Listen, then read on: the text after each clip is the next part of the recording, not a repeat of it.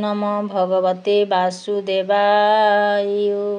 षोडशोऽध्याय धेनुकासुर वध ओ तालवन भग्न। श्रीशुक उवाच एबे हो शुण नरनाथ हरिर बाळुत चरित सप्तबरसे नर हरि कानने चरान्ति बाछुरी दिनकु दिन बलियार गाईर खिले चक्रधर रोहिणी सुत घेनी संगे बने खेलन्ति नाना रंगे दिने जे कृष्ण बेणु नादे बालके मिलिले आनंदे कृष्णଙ୍କୁ बेढी गोप बाळे बेणु बजाई कुतूहले आगे अडाई बच्चा गाई पछे चालन्ति भावग्राही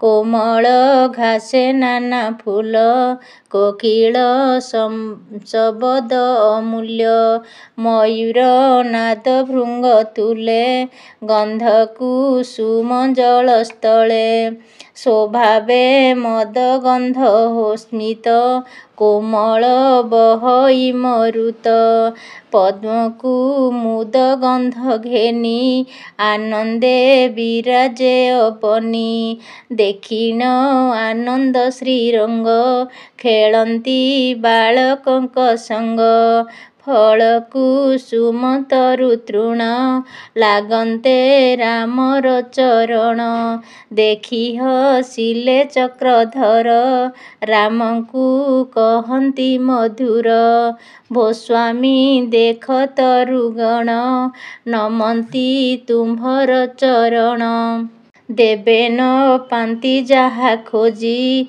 एतोते स्वरूपेण भजी तरिबे भव सिंधु तापु वृक्ष होइले केउ सापु ए जे भ्रमर पक्षी गण ना देखटन्ति तो चरण देबे गुपते बनचारी तोते खटन्ति तो तेबे गुपते बनचारी तोते खटन्ति ध्यान करी पक्षी स्वरूपे मुनि गणे मन निरोपी तो चरणे देख मयूरंकर नृत्य मृग शुकर जुथ जुथ गोपींक प्राये छन्ति चाही देखन्ति नयन पुराई देखि गभीर सुकनाद शुणन्ते खंडे मम खेद साधु जनक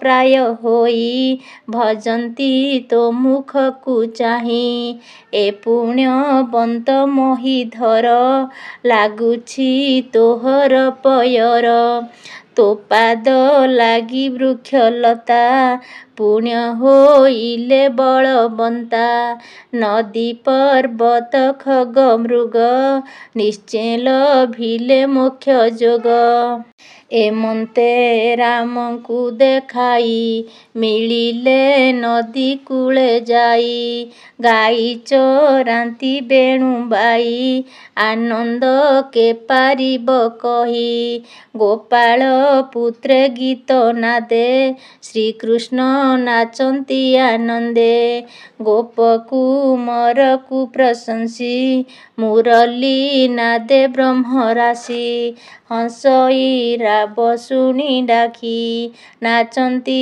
मयूर कु देखी सुक कोकिल नाद शुणी मुरली नादे ताहा भणी पशुଙ୍କୁ डाकन्ति ଶ୍ୱଶୁରେ गभीर मेघनाद धीरे पक्षीଙ୍କ नाद शुणी डाकी आश्वासी जीवଙ୍କୁ निरेखी बेଳ होइला बलियार पड़िले रोहिणी कुमर रामर श्रम अनुसरी वृक्षे उठिले नर हरि कोमल पत्र वृक्षु आणी शଯ୍ୟା सजाई चक्र पाणी ତହିଁ ଶୁଆଇ ହଳଧର ପାଦ ଚାପନ୍ତି ଧୀର ଧୀର।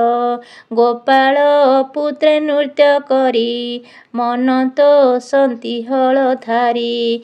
ଉଠିଲେ ରାମ ପରଶଂସୀ କୃଷ୍ଣଙ୍କୁ କହନ୍ତି ଆଶ୍ୱାସୀ।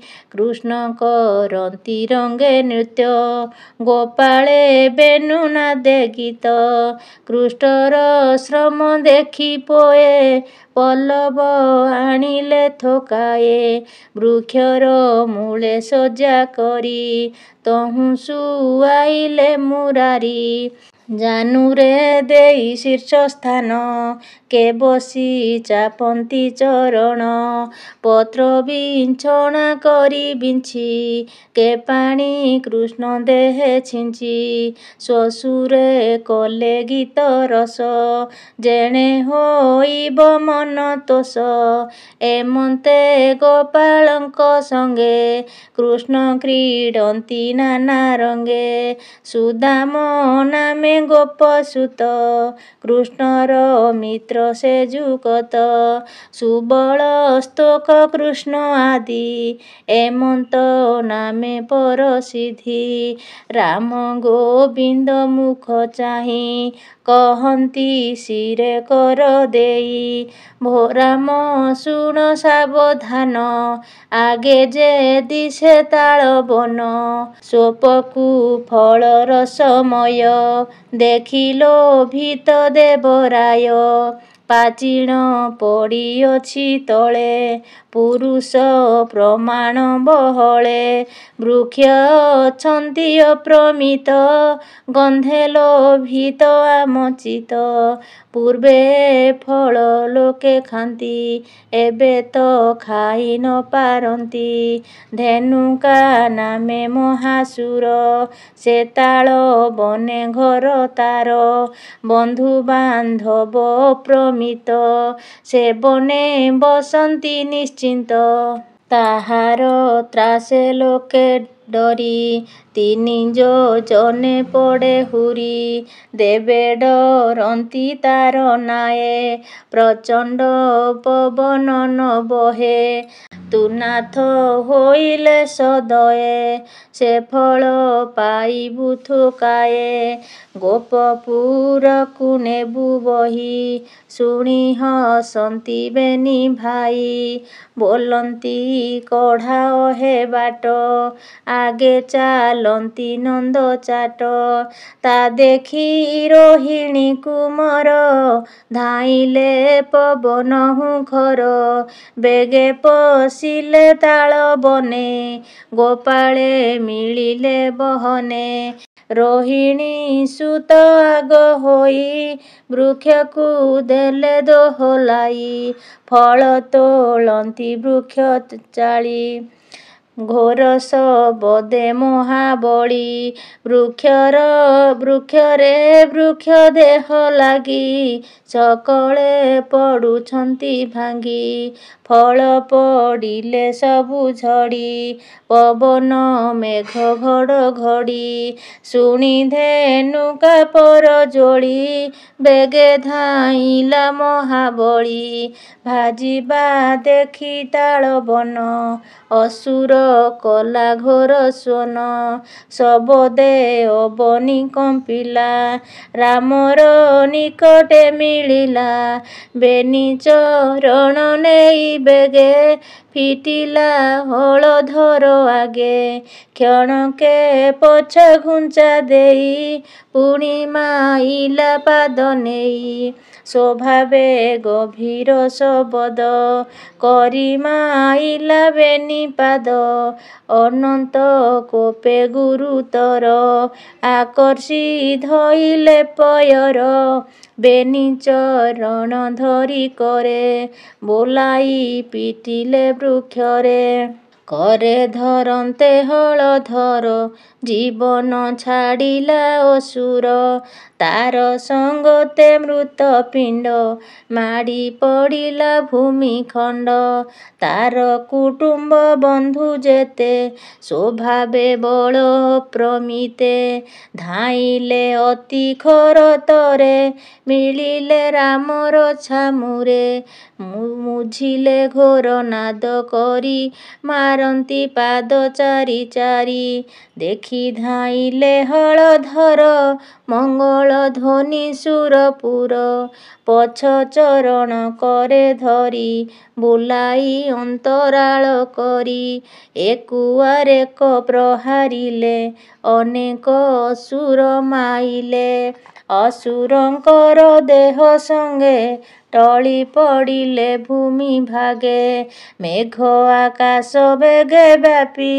ଅସୁର ଦେହେ ବନ ଚାପି ଦେଖି ସାନନ୍ଦ ଦେବତାଏ ଘରକୁ ଆଣିଲେ ଥୋକାଏ ସେଦିନୁ ଗୋପନର ନାରୀ ନିର୍ଭୟେ ତାଳ ଭୋଗ କରି ସେ ବନେ ଚରାଇଲେ ଗାଈ ନିଶ୍ଚିନ୍ତେ ସିଂହା ବେଣୁ ବାଇ ଦିନ ଅନ୍ତରେ ଗୋପେ ଆସି ଗୋପୀଏ କୃଷ୍ଣଙ୍କୁ ପ୍ରଶଂସି ଗୋପ ବାଳକ ମଧ୍ୟେ ଥାଇ ରଙ୍ଗେ ନାଚନ୍ତି ବେନି ଭାଇ ଗୋରଖ ଭୂଷଣ ଶରୀରେ ଗୁଞ୍ଜ ମୟୂର ପୁଚ୍ଛ ଶିରେ ହୃଦେ ଲମ୍ବଇ ବନମାଳ କନ୍ଧେ ସୁରଙ୍ଗ ତାଳ ଫଳ ଗୋପୀଏ ରାମକୃଷ୍ଣ ଦେଖି ନିର୍ମଳ କଲେ ଚର୍ମ ଆଖି